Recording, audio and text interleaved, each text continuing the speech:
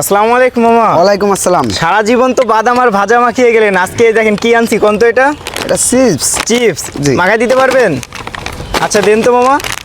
মামা অনেকে প্রশ্ন করে আপনি এক কালারের ক্যাপ কেন পরেন, বারবার দেখি একটাই ক্যাপ আপনার, আর নেই নাকি? মামা এই ক্যাপ হলো আমার 12টা মামা। 12টা? জি, ওই এতগুলো কি করেন?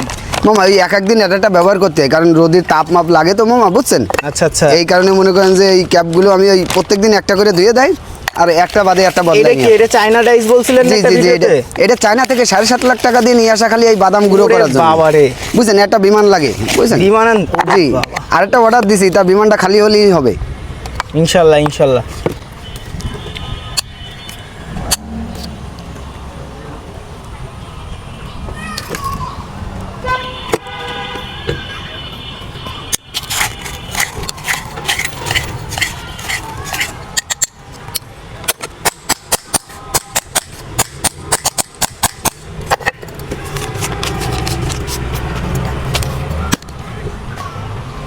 অন্যদিন খেয়েছেন বাদাম মাখা আর আজকে চানাচুর খাবো মাখা, আর আজকে খাবেন আপনাদের জন্য স্পেশাল ভাবে এই বাদামালা শফিকুল ভাইয়ের চিপস মাখা।